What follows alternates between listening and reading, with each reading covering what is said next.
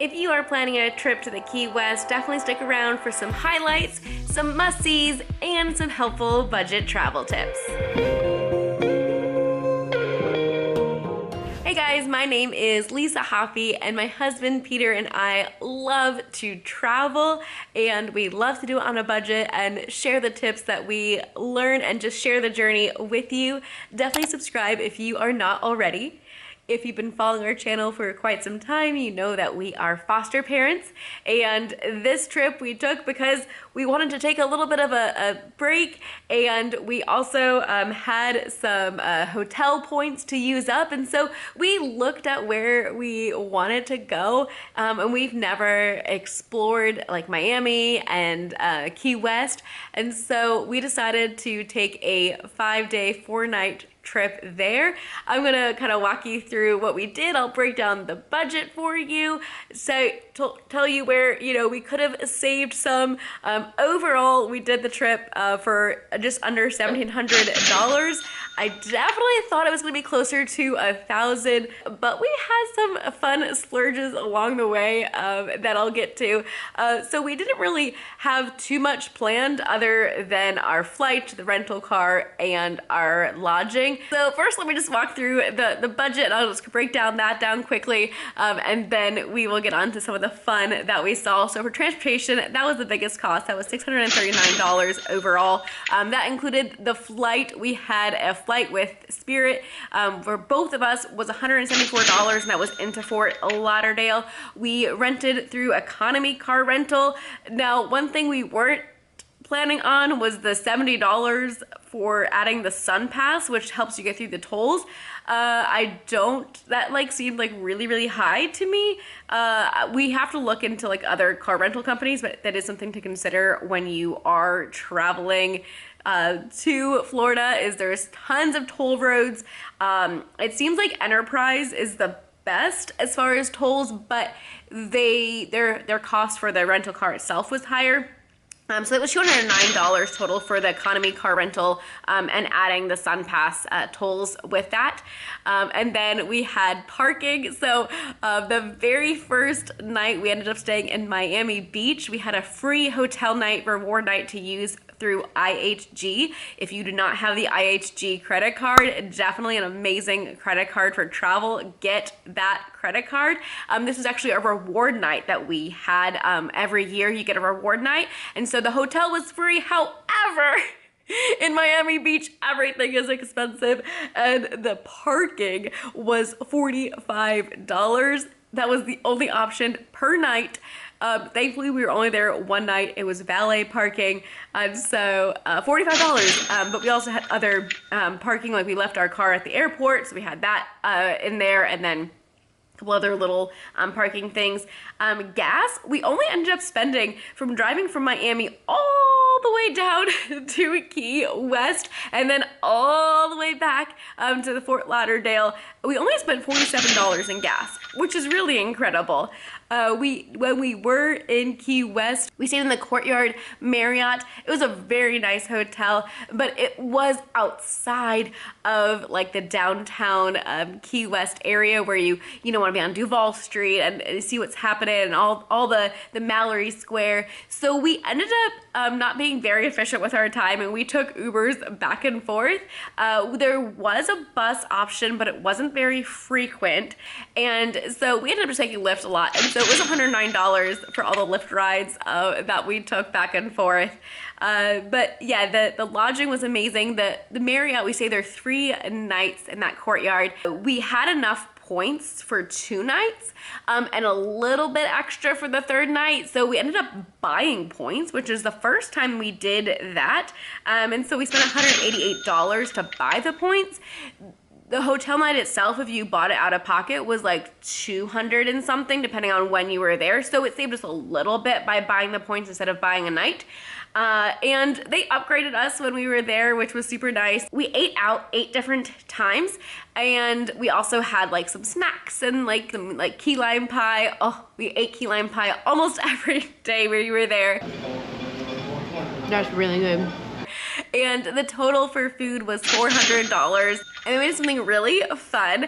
We didn't go down there with too much of a plan of like what to do. And when we got there, we ended up doing a do-it-all tour, an all-day water sport adventure, parasailing, jet skiing. It was a lot of fun. I'll definitely make a separate video about that. And then we also went to the Everglades National Park, and that was $35 to enter that park. So it was $435 total for the fun stuff we did. We had some other little souvenirs we got, and that was about $33. So overall, it was just under $1,700. It was definitely a lot of fun. It was good to get away, to be in the sun. And so yeah, I just want to walk you through like some of our highlights of what we really, really liked. So that way, if you are going down, you can definitely see or do some of these things as well. So we flew into Fort Lauderdale. We wanted to go by the Hard Rock Casino that has a super cool looking building. And then we went to Miami Beach, and it was nice to be right there. Miami Beach is definitely a very expensive area. It was crazy. Like Miami Beach was actually more expensive than Key West. So I did not expect that, but that's what we found. We did just walk along the boardwalk. It was gorgeous beaches. It was a gorgeous day. It was pretty hot. It was like 106 with the humidity is what it felt like when we were there. So we were sweating, but it was nice to just walk down. And then when we got to like the main area, we wanted to try a Cuban restaurant, and we got the churrasco steak. Holy cow, that was the best steak of my life. Probably also the most expensive steak. It was $38 for that plate. And then we got appetizers and drinks, and we got a mango cheesecake as well. So that was the most expensive meal, but it was super yummy. And then the next day, we had a free breakfast with our hotel. That was kind of an upgrade that they gave to us at check-in, which was super nice. Goal was the second day to get all the way down to Key West, but it's a long drive, and so along the way, we ended up actually stopping at the Everglades. I say like stop at like a quick little stop. It was about a five-hour stop there. I will definitely make a separate video about that. It was so awesome.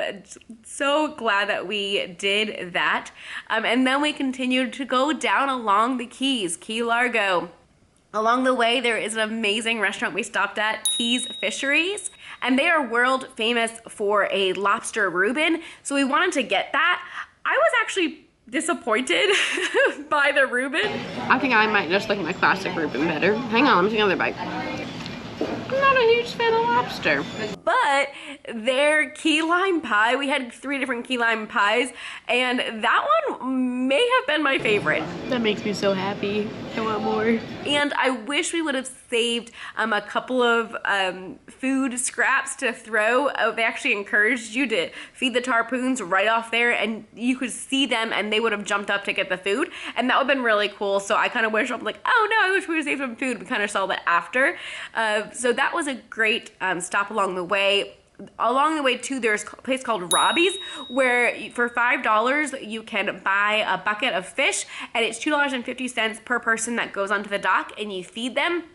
We wanted to do that, but we were there by 4 p.m. on a Sunday, and it was so busy, and we figured these fish have already had a lot to eat. They weren't really wanting to jump up at that point, so we thought maybe we would do it on the way back, but we didn't stop and do it on the way back. But we made it down to the Keys, down to our hotel, and at that point it was pretty late, so we just enjoyed the sunset from the dock and at our hotel.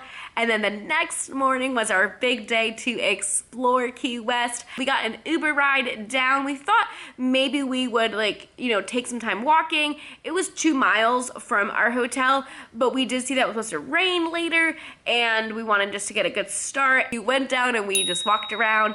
Now this was around like 10 a.m. and so it was not busy at all.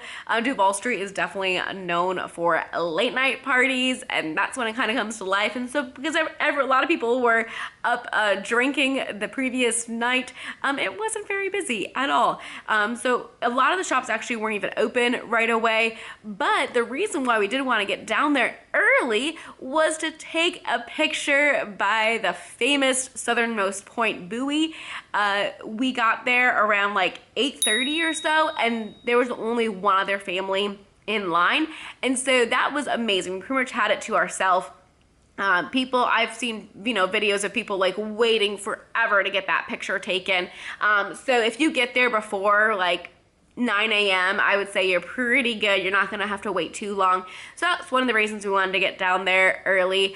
And I'm glad we did, because then around like 10:30 or so, it started to rain and it was dumping. And then the weather app said, oh, this will pass in 5 minutes. So we waited 5 minutes. And then it said, oh, it's going to pass in 17 minutes. And then we waited 17 minutes and it wasn't passing. So finally, we just ended up buying some ponchos and continuing on with the tour, because that was the best time that we had to see it. There was a cruise ship in, so unfortunately, like the whole time the cruise ship was in, it was raining. It started to flood, like really bad, which was crazy. But local people from Key West said that a lot of times when it does rain, it will dump, but it will stop after 20 minutes. And this went on for, I think, like 2.5 hours or so, or maybe 3 hours. It was coming down really hard. We saw tours that, had people out with jet skiing and stuff, and they had to come in. And so that was a bummer for those people. And so anyways, we are very thankful that we had seen a lot of it. So we ended up going back to our hotel because it was just raining, and we just kind of waited out the rain. So after resting, after the rain, then we drove our car to Smathers Beach, and they do have free parking there that you can use. And by the time we got there, though, most of the water sports were done for the day. So that is a good place to go, I guess, if you want to watch during the daytime, like parasailers and jet skiers and all of that. That was all done by the time we got there around 4:30. And I wanted to enjoy this nice sandy beach. And it is one of the more sandier beaches in Key West area. But there were like these biting ants. Like these sand fleas or sand bugs that are pretty annoying. So I'm kind of ready to go. We didn't know if we had enough room in our bags to fly on Spirit with towels. So we ended up, when we first got there, we stopped at Walmart. We got a couple of snacks, and then we also got some towels. And so we did actually have room on the way back then to take the towels with us. So that was great. And then that night we went back down to Duval Street and Mallory Square to see the sunset. It was really cool. There were a lot of performers there and stuff going on. It was just a nice, busy time, and you got to see this beautiful sunset. And then the next day we had booked a tour, and we went with Sunset Water Sports, and we did an all-day 6-hour water sport adventure. We did parasailing, jet skiing, banana boat, kayaking, paddling. It was so much fun. I'll make a whole other video about that. And so that wore us out for sure. The last day of our trip, we started off with breakfast, and we actually just went right across the street from our hotel. And I wish we would have found out about this place sooner. We would have went there every day for breakfast. It was El Habanero Cafe, and it, like I said, it's just 2 miles outside of the main, like, Duval Street and all that. But holy cow, absolutely amazing food and really good prices. So it was a Cuban restaurant. We only had breakfast there, but I mean, I'm sure they'd be great for dinner and things like that. But their espresso was one of the best espressos. Peter loved trying the different espressos. We had done the tour day. The really famous coffee place down there was Cuban Queen Coffee or something like that. And it was okay, but it was a huge line, and we had Cuban coffee other places, and it was very similar. And this place was actually our favorite place to get espresso, and it was half the price. And they also had fruit juice. And so I got this really, really yummy fruit juice. So yeah, I highly recommend that. We ate most of our meals and did a lot of stuff like in the downtown area. And so if you want to save a little bit more money, just, get outside of the touristy area, which we obviously know, but we were down there, and so that's just where we were when we bought most of our meals. And then after breakfast, we went to Fort Zachary Taylor State Park. It is $7 per car to enter. If you did walk, it is $2.50 per person, or biking in is a good place, I guess, for snorkeling when it's not windy. But it was such a beautiful area. Now there's also a fort there, so we did explore the fort a little bit, and then we went on the beach, and the beach was actually pretty rocky, but they had a really nice shaded area with trees and picnic benches and grills, so you could like go there, have a little cookout, and the water was absolutely gorgeous there. And then from there, we took a very long drive, about over 3 hours, 3.5 I believe, to Biscayne National Park. We did not know about this park until we were at the Everglades. It is free to go to the visitor center. They do offer tours that are an additional expense. I will make another video about that. And then we made it back to Fort Lauderdale and got our flight home. So it was a very fast trip, but it was relaxing. Obviously the Do It All tour with the water sports, that wasn't something that we had been planning on, but I'm really thankful that we got to do it. Let me know in the comments below if you have been to Key West. What are your must-sees? What are some other good ways, good budget tips for traveling down there? I'm very thankful that we got to go and explore, but it was crazy as I was talking to Peter about this. You know, we spent more per person per day on this trip than we did on our 11-day Caribbean trip. When we took a 7-night cruise and then spent several days too in Puerto Rico before and after. So yeah, it just kind of goes to show that, man, cruises are the way to go. So maybe that's where we'll start traveling more so on cruises again. I did have a whole cruise playlist you can check out and other travel videos.